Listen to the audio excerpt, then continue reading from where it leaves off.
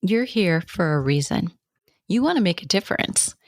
To really make a difference, to have an influence, you need to be a profitable health expert. So if you have a relationship with money that needs fixing, fix it. If you want to give it away, the money that you make, you can do that. But never will you have as much voice, as much strength and power as when you have money to vote with. This title may be a turnoff to some of you. Profitable health expert may just not sit well with you. You might say you're not doing it for profit. You just want to do what you're passionate about. I say that if you start taking it seriously and you make a profitable business, you will find your purpose and your passion explode in a way that you had never dreamed of.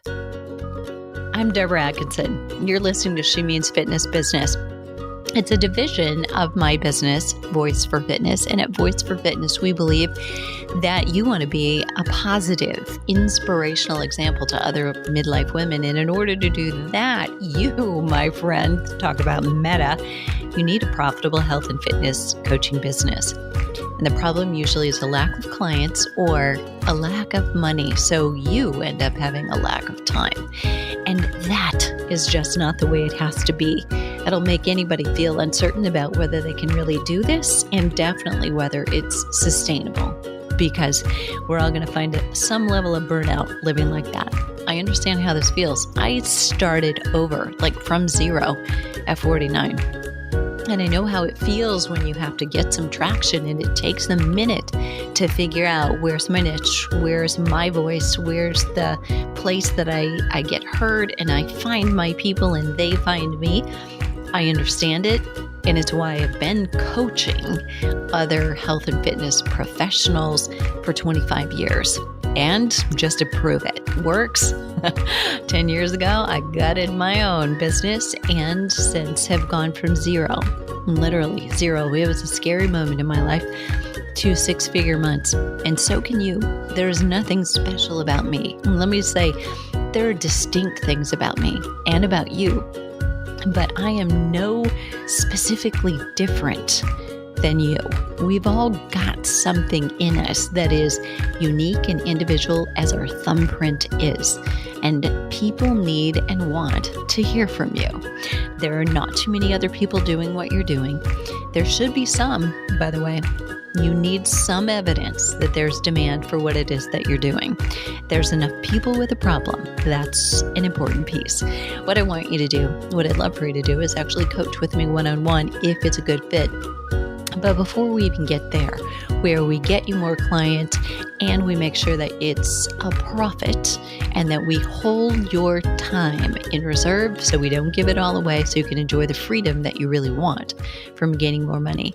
I want you first, before you even decide you want to potentially set up a call, is download the Health and Fitness Professionals Business Scorecard. It's a 2-minute or less scorecard that you can use to decide where are my gaps. Why is it that it's not working for me when I know I have something that can help my ideal client? So I want you to jump in and do this. Now, I kind of got in your face here at the beginning of this podcast because you're never going to be a profitable health expert without this. And here's this. Denise Young of Apple said this: your expertise is perceived by the organization of your thoughts. Profound. What does that mean? Well, that means to some of us, you're not going to give people a 20-question quiz in order to get started with you. You're going to make it a 7-question quiz. It's not an 11-step program that you have. You want to make that a 3-step program. What is that? Well, it's organizing your thoughts. It's organizing what it is that you do, the steps and the actions and the methods that you use into a concise and easy to respond to answer to any question. When you jump on a live video with a friend or are a guest on a podcast, if you can't succinctly and concisely answer the question that solves the problem the audience members have, or in the way the interviewee can run with, you may have a wonderful program. You may be the perfect person teaching it, but no one will follow or get results, even if they get inside, because it's too complicated. They're overwhelmed with a lack of clarity in what it is they need to do. What do they need to do first? What do they need to do second? And what do they need to do third? And what are the criteria that they should move from step 1 to step 2? And all of these little things are a part of how you teach, how you cut down step by step by step. Nobody wants 21 steps to freedom from fat, right? They want about 3, and then they're going to get bored at 1.5. It's important. If you confuse, you lose. And here's the thing. This is the designation, really, of the consummate professional. It is that they can take something really complicated and make it very, very simple. So if you confuse, you lose. And there are some fitness professionals that are still trying to prove how smart they are, who want to sound so intelligent that they're using big words, that they're using long sentences, and potentially rehearsed information or copycatted that they've heard somebody else say. And that doesn't even give them what they ultimately want. You want to say it so simply that a 5-year-old can understand it. You want to intrigue. Can you do that? That's the really important part. I don't know who said you confuse, you lose, but I do know many of us have said it since, and that it's true for all of us. There are different strokes for different folks, right? So as long as we're using quotes, why not throw in a little cliche? What is perfectly clear to one individual may be perfectly confusing to another. So I have to say that in regard to the you confuse, you lose strategy. But this is where, if you're going to do a live broadcast, say you're going to jump on an Instagram live, or better yet, one of the things I think that are really good and really challenging for us are those shorts on YouTube and stories on Instagram, or now on Facebook as well, but having to keep it short. I mean, I don't know about you, but how many times do you have to re-record? I know I'm guilty of having to do that because I'm too verbose. I need to get short, tight, say the words that matter and leave the ones out that don't. I think it was Stephen King in his book on writing, where he was not writing a story, but he was writing about his writing process. And one of those quotes in that book, or I leave out the parts people skip. Yeah. So really leave out any details that somebody would intuit or they don't need right now. You might need certain things, and that's why you write them. And that's why we do a first draft and then we do the editing so that we can get that crap out of there, right?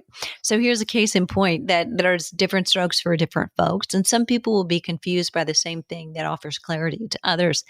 Occasionally at Flipping 50, we have someone will cancel their membership. And recently, the email request to cancel that we got, and they request this generally before the renewal date because they're well aware of when that is. It was just too hard to get started, and I don't have time to measure. I just want to work out, right? So during the same week, like the same exact week, a prospective client who is an event planner, I was on a Zoom consultation with her. She said, quote, blah, blah, blah. Then I found you, and it was so well laid out and clear, ... And I'm like, thank you. I needed that. I'm like, somebody up there's watching out for me, right? Because I'm like, okay, we've laid this out like steps by step by step. Here's step 1. Here's what you do. Step 2. Here's what you do. Step 3. Here's what you do. And we've also said, and stop. If you're overwhelmed, come back to this step later. You can stop and just jump into those workouts right now. We have done everything we think is right, but not every person will agree with you. So what I want you to make sure you're doing is listen to the 90%.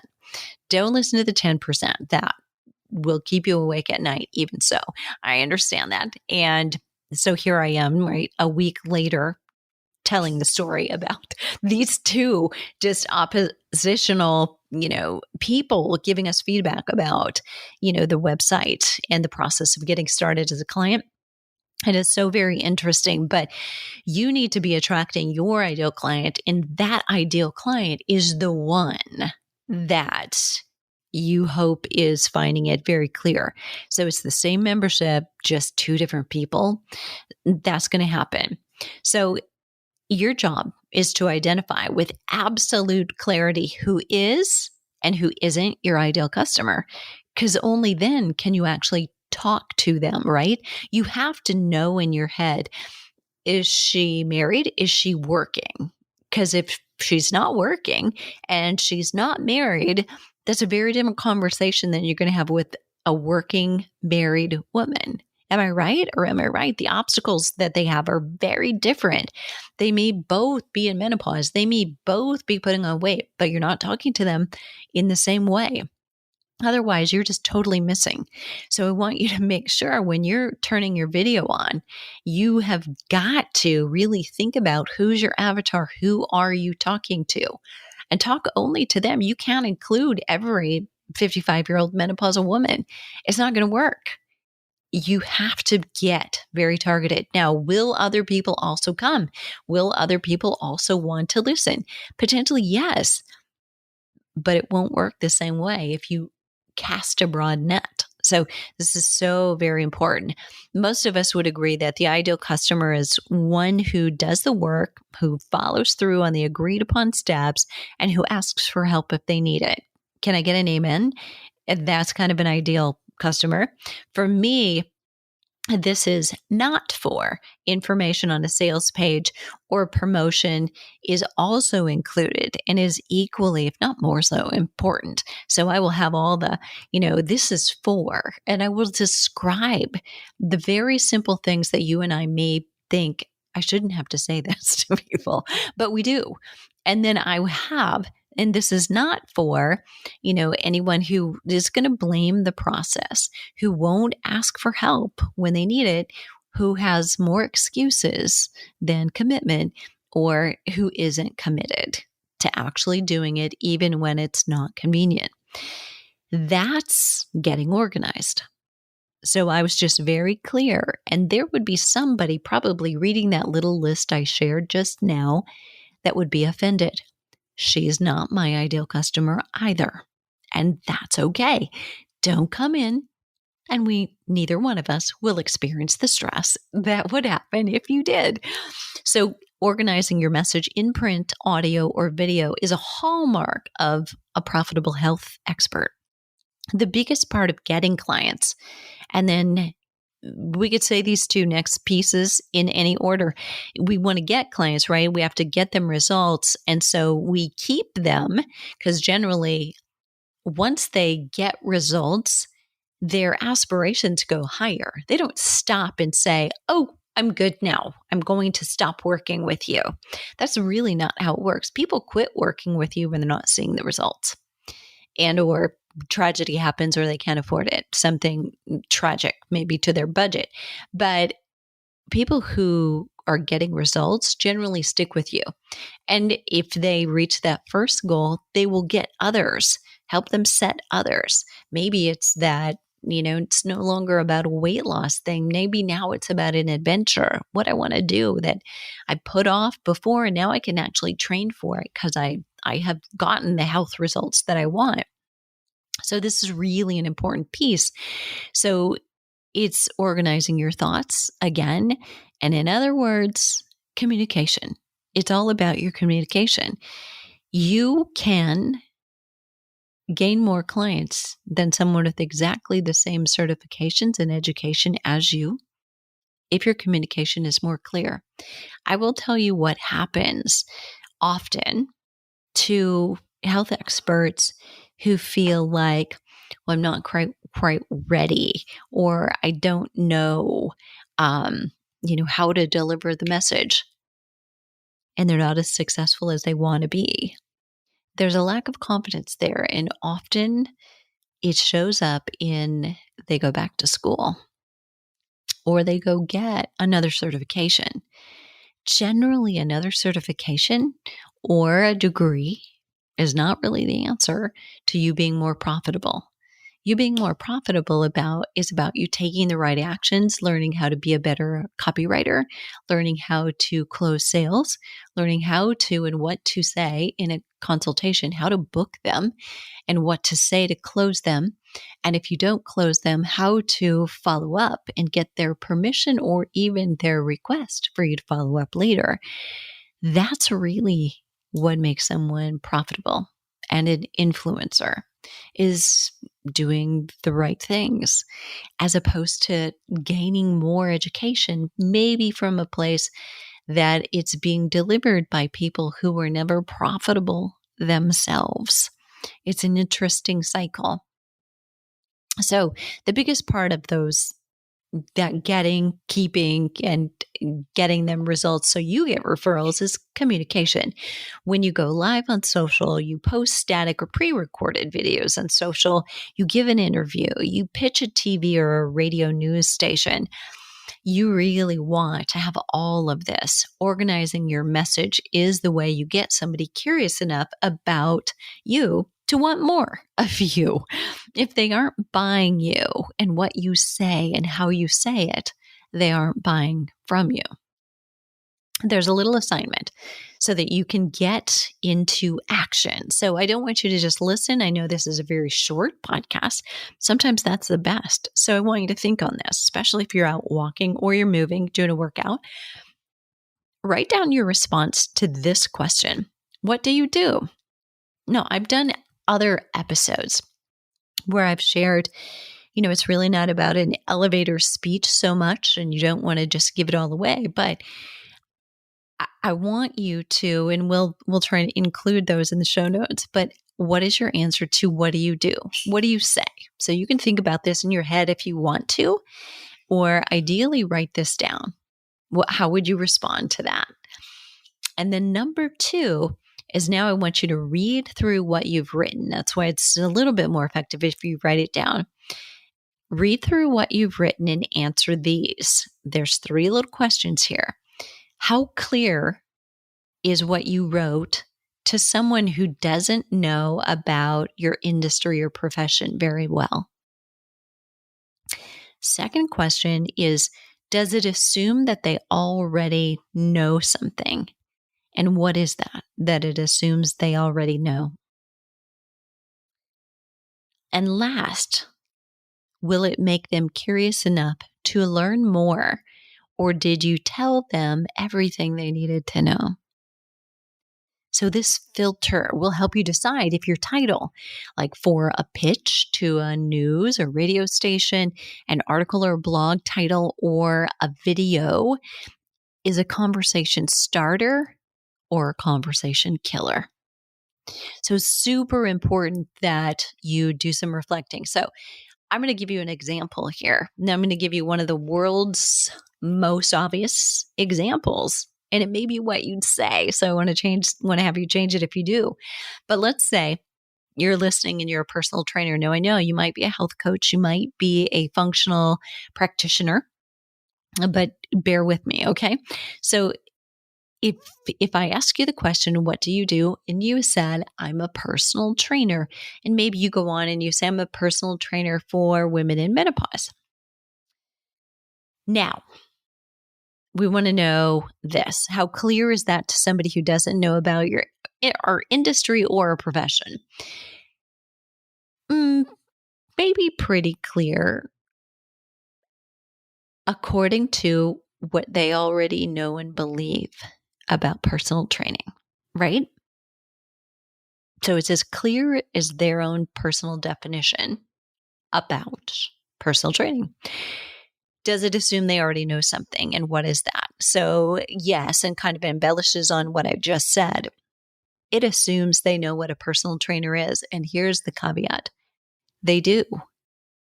They have their own definition. They don't know what it is to you.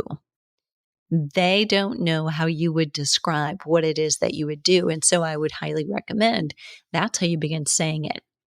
What is it that you do? What is it that you fix? What problem do you fix for women in menopause?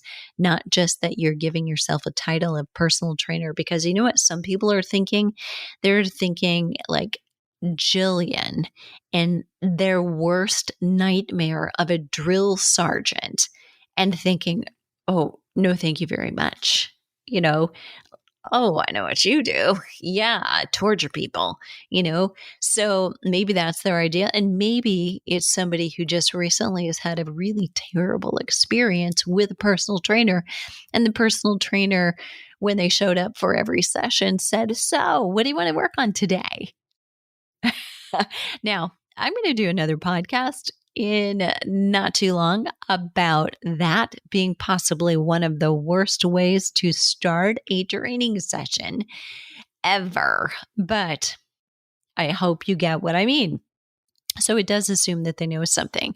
But the problem with that is not just that you're assuming, all right? We all know that kind of causes a problem. But what you believe personal training is and what you think you do, you can't just assume that everybody has had the same experience or has the same credibility or gives the same authority to personal training.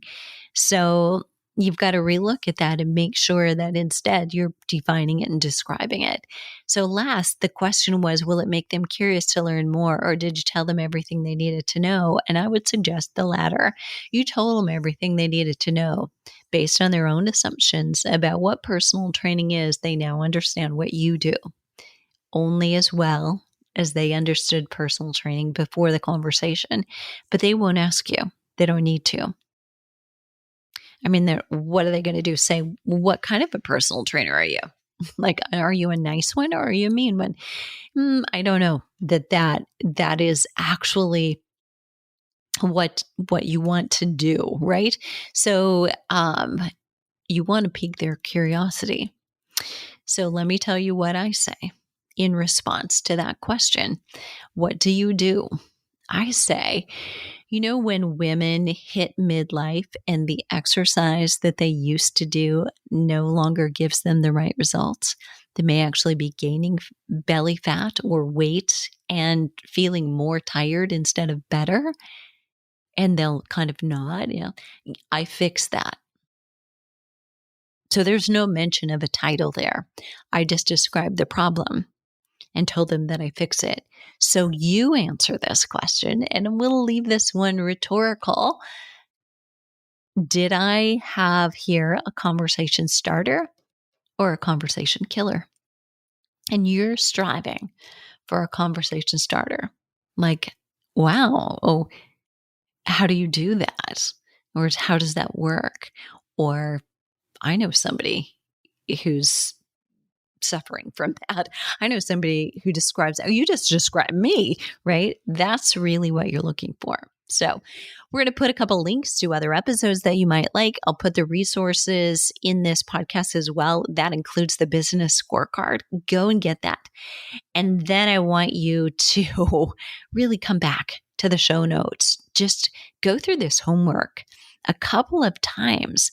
What do you say to that? What do you do? And if nothing else, work on that one.